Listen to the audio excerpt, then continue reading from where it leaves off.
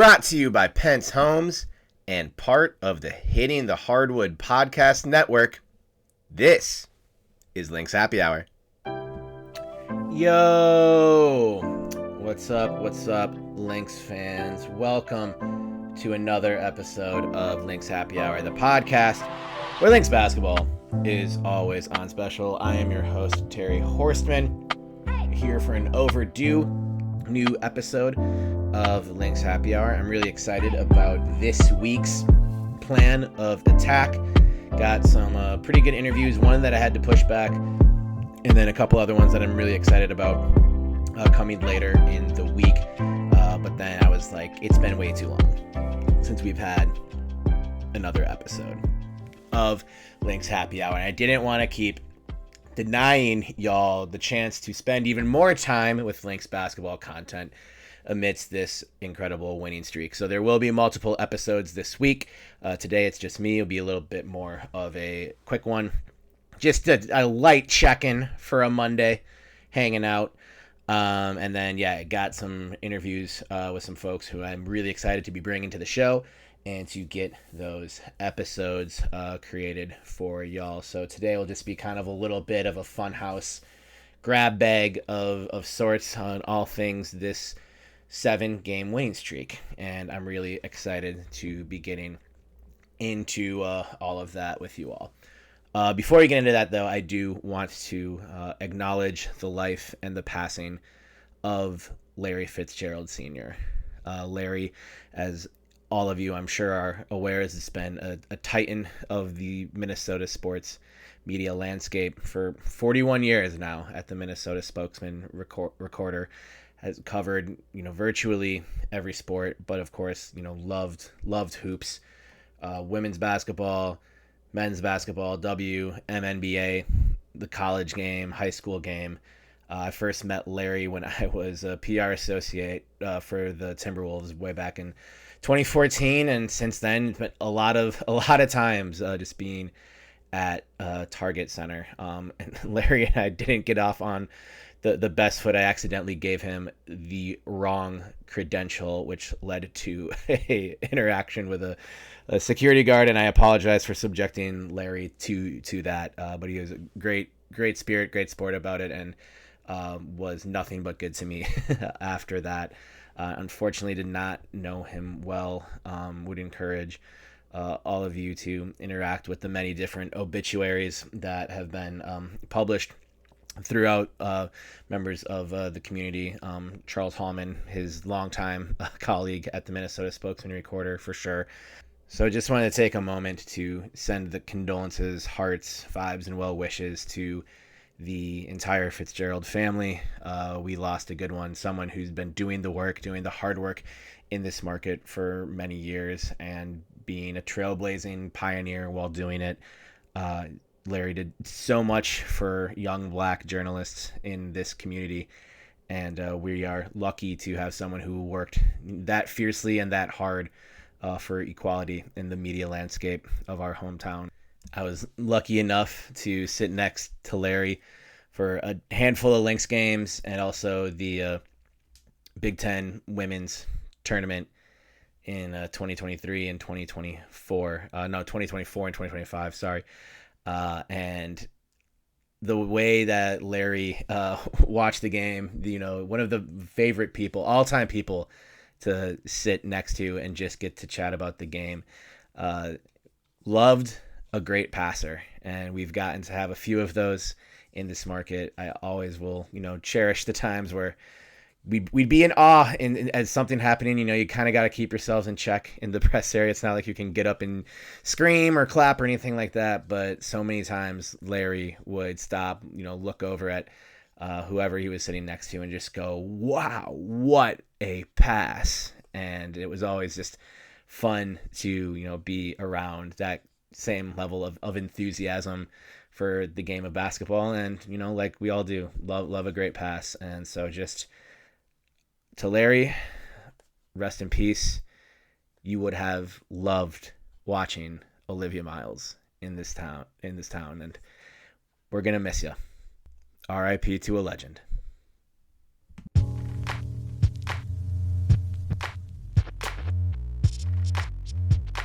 It is June 8th, 2026, and as we all predicted, the Minnesota Lynx are 9-2 and 3-0 in Commissioner's Cup play. Natasha Howard said they were going to win the tournament this year. In her first interview after a return to the Lynx, when she got back from China the first day during training camp, she met with the media. I asked about that phenomenal Commissioner's Cup final she had playing for Indiana last year. Asked if that had come up with her teammates at all, and she just said no, because this year we're going to win it. And they're playing like that's the plan, and there's no backup plan for that right now. 7-game win streak for the Lynx, 9-2, top of the WNBA standings.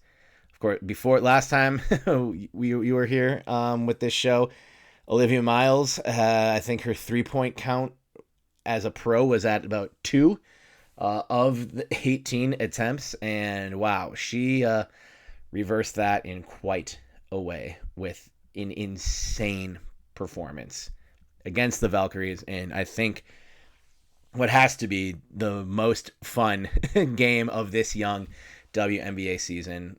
8 of 11 for Liv from deep. WNBA rookie record. Joins Kayla McBride as the only 2 Lynx players in franchise history to can 8 trays in a single game. She did it in her 10th career game. It's wild. It's wild. So many people are like, the Liv is collecting awards and accolades like crazy and collecting nicknames.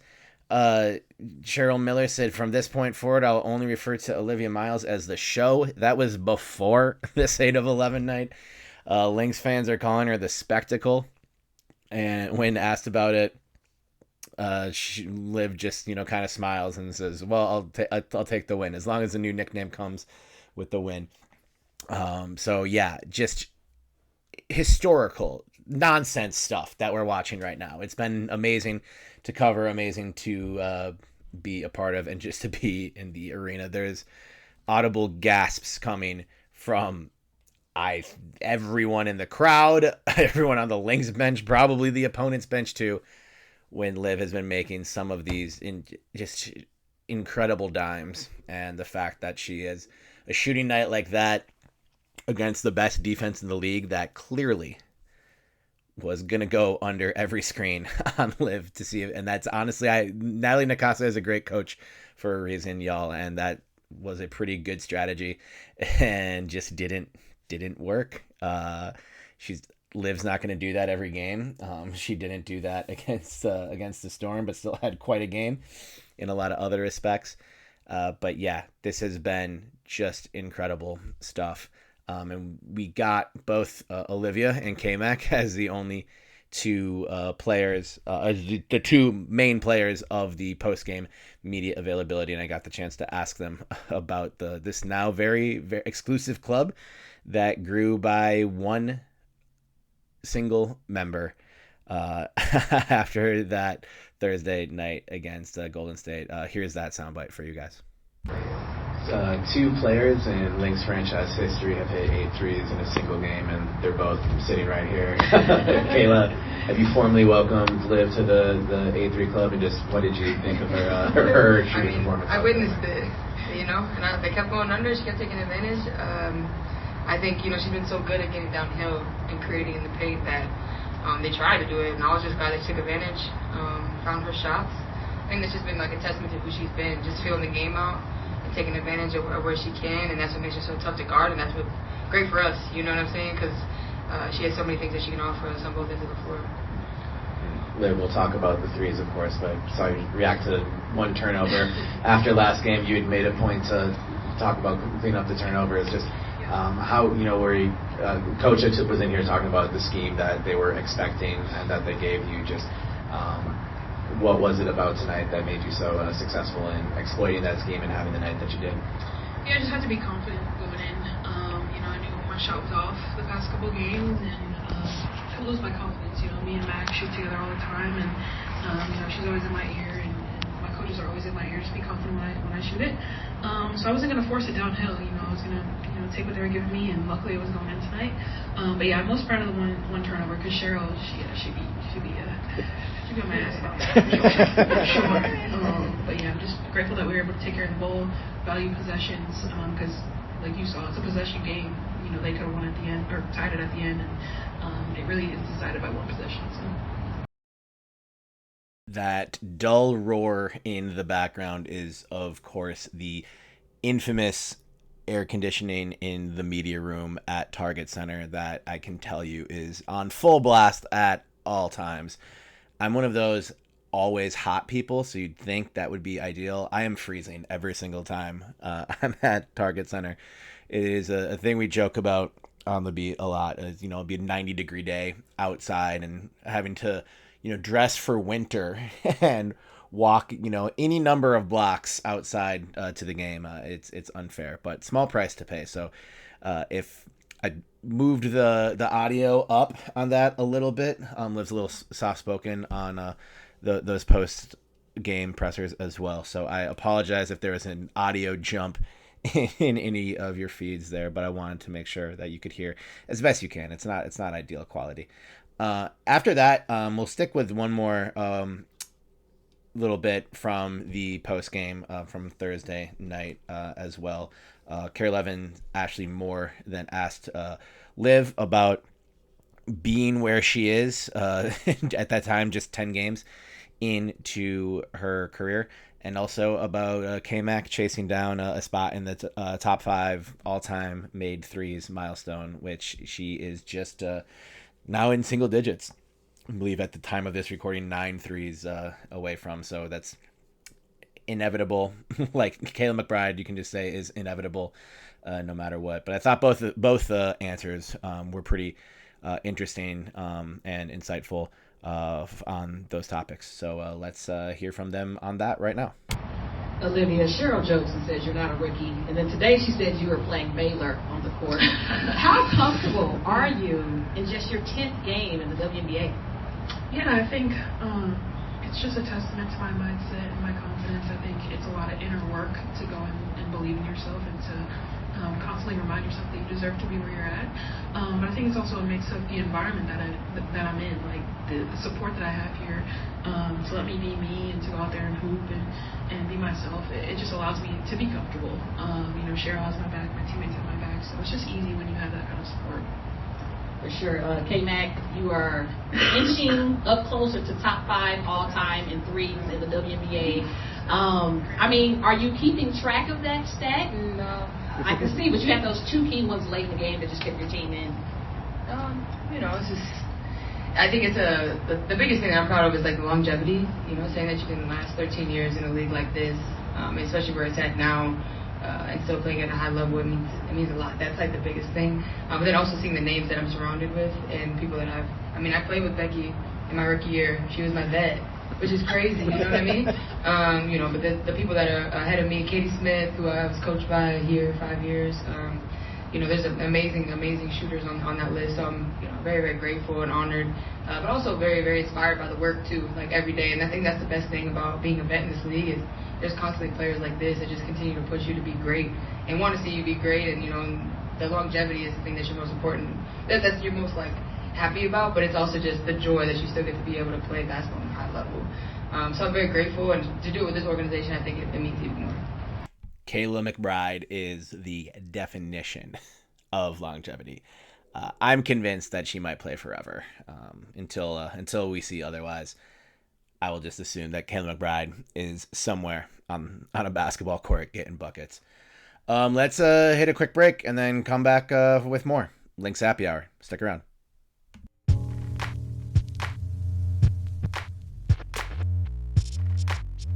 This episode of Lynx Happy Hour is brought to you by Pentz Homes. The team at Pentz Homes has experience working with first-time home buyers, folks selling their first home and buying their next place, to people looking to downsize.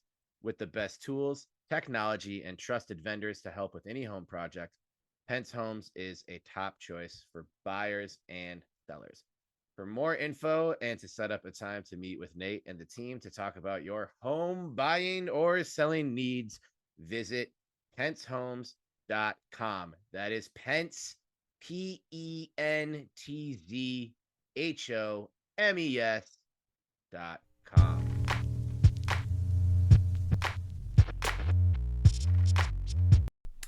Let's jump ahead and talk a little bit more about the 88-68 win against the Seattle Storm in a nationally televised matinee on Saturday. The return of Natasha Howard. Can't say enough about her. It was so great to catch up with T and also to see the ovation she got from the crowd. Of course, internal content, Lynx Squad knocked it out of the park with the video, and the fans were amazing. So if you were in the arena on Saturday afternoon, props to you for giving T that rousing ovation that she deserves. I want to skip to some post-game comments from Cheryl. One in regards to the bench group and how the second unit has kind of slowly been gaining more trust. There hasn't been too many like eye-popping statistical performances, but if reading between the lines, like you're seeing them on the floor more, taking on more of a load, and not just in moments where the scoreboard has necessitated that. That was the case a little bit on Saturday, but I've been interested in these lineups where Cheryl will put all four of the active post players in Caldwell, Tony, Ola, and Tierra out there, usually with Liv or with Court. A lot of times with Liv, and I think that's great for Liv's continued growth. It's crazy. Like I think she can keep growing, but she absolutely can. young player, but to shoulder a second unit and be the only starter out there, I think is definitely a different dynamic, and helps her, to understand her teammates who are coming off the bench as much as she understands, starters, where people like to get the ball, how they like to roll, and those kinds of things. So I think each Tony and Ola, the last 3-4 games have all gotten double-digit minutes. Maya's been getting that load for a while, but after it was the second loss to Chicago, Cheryl put it in pretty clear terms. We need more from our bench, and it kind of looked like early in the season, as long as Chikova was scoring off the bench, they'd have something there. But it didn't happen overnight, of course, with a lot of new players learning each other. But they are in a spot now where they're putting some pretty good minutes and rotations together. So here is this was Andrew Dukowitz with the second unit question, and here is what Cheryl had to say. I wanted to ask you about the second unit. I mean, this is 2 games now where you really kind of cited, that unit, Maya, Ola in particular. Just have you felt like they've kind of turned the corner on being more productive in their spaces? Yeah, I just think they're growing in confidence. I think our assistant coaches deserve a lot of credit as they pour into those players, and the players are working hard. It's probably the best group that we've had on our off days. We call them our get better days. It's the best group that we've had in terms of how they're approaching it. Sometimes players that are on the bench could see things as punishment, or why do I got to do it?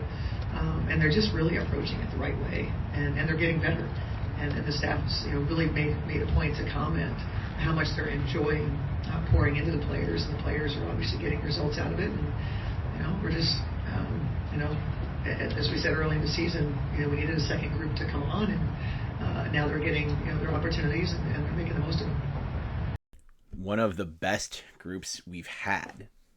That definitely speaks volumes. Yesterday, as in Sunday, June 7th, was one of those days. And at practice today, I did ask Maya Caldwell about it. And she was like, well, yesterday was a blackout day, which means no one in the gym at all. Just get your rest.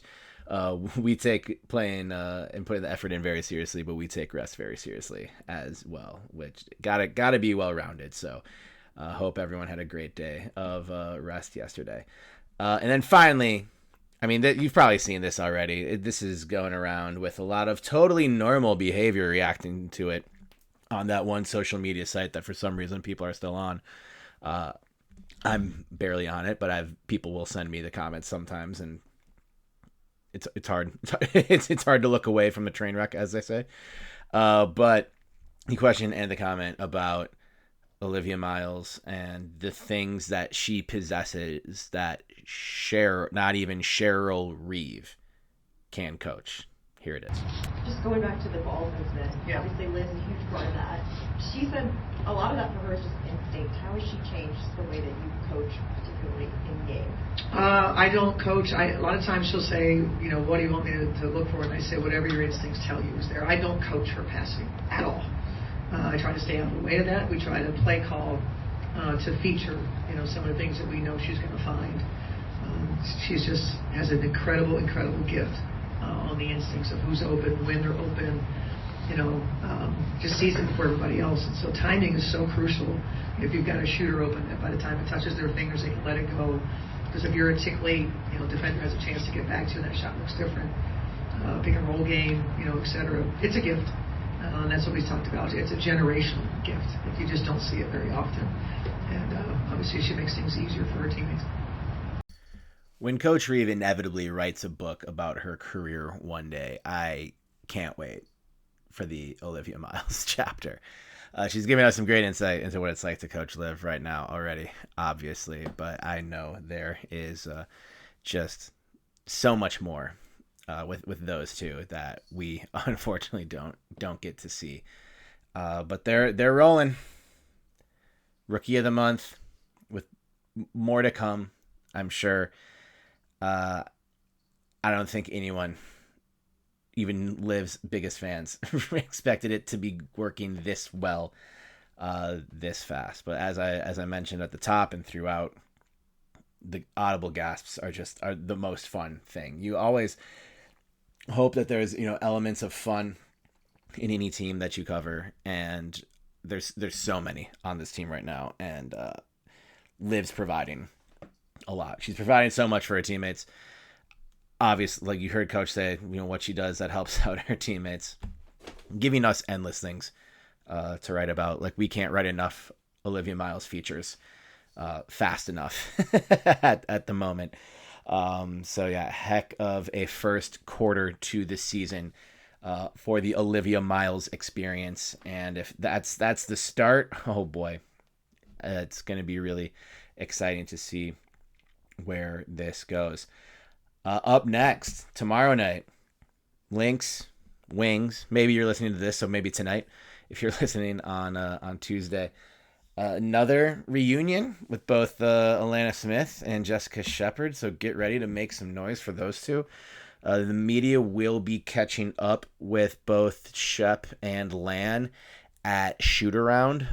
Hope to get some things posted off of that. It will be great to see them. Media, us on the Lynx beat, think very, very highly of both of them, and all the players and part of the dearly departed from this past season. So looking forward to just getting to chat with them in person about the free agency experience, how it's going for them in Dallas so far, and then another big Commissioner's Cup game. This will have the next two games the Lynx have is against Dallas and against Vegas, who are both matched with them in the loss column with a resounding 0 at the moment. So these next couple games will factor in for sure to who makes it to the final and who comes up short. So that will be very exciting. I think this Wings team has changed quite a bit, or they've grown quite a bit since losing to the Lynx in Dallas in the third game of the season. Obviously, the Lynx have changed quite a bit too. That was the game Emma gets hurt in. The bench has improved so much since then. Natasha Howard has reached, another level. That was kind of the start of that for her. Her first 26-point game of the season, and proved that was no fluke. So this is going to be a really, really fun game at this stage of the season. I was about to say telling. I don't know how telling it will actually be. There's 32 more of these after the Lynx and Wings play on Tuesday night, but definitely two of the best teams for sure in the West, probably in the league. If you're looking at power rankings across the WNBA stratosphere, the Lynx are resounding number one, but the Wings aren't too far off. So a big test and a challenge, and of course, they have a player named Paige Beckers who's pretty good and is from here. So one of us, Minnesota forever. It is going to be a very fun game. And then I will be in market in America's Playground, Las Vegas, Nevada, for this game on Saturday. Very excited. It'll be a quick trip. Just getting there the night before the game. And I have an early morning Sunday flight back. Vegas airport early in the morning feels like it's going to be awful. But I'm anticipating doing another Terry at the airport, Blue Sky, Ask Me Anything. I need to work on the branding for that. Come up with a better name. But that was really fun during the Chicago trip. Certainly helped me pass the time. We don't even need a delay for it to happen. But so I will look into doing that at some point. Maybe my flight's kind of mid-afternoon going. So I might be sitting around at MSP with nothing to do for a while and can, probably will have stuff to write and some deadlines and things to get done. But I'll no, let's check in with the fans. That is more important. My editors will understand. So anyway, thanks to everyone for rocking with the show. As always, thank you once again to Nate Pentz and the team at Pentz Homes. Thank you to Firehawk Construction, as well as Better's Edge and Homage Apparel. Thank you to everyone who has joined the Hitting the Hardwood Patreon. That is what's helping us put all of this together at the Hitting the Hardwood Network and hittingthehardwood.com. All things Minnesota basketball. If you joined as a patron at any amount, thank you so much. Tell your friends, gift a Patreon membership for the basketball fan in your life. Tell your coworkers to do it. Like, subscribe, rate, review, all that fun stuff. It really helps us grow the shows and the website a lot so that we can keep making content. I hate the word content. I hate saying it. I'm so sorry. So we can keep telling authentic Minnesota basketball stories year round. Thank you so much for joining this episode of Lynx Happy Hour, where Lynx basketball is always on special. We'll see y'all at Target Center on Tuesday night for another big Commissioner's Cup tilt. Until then, have a great week, everybody. Peace.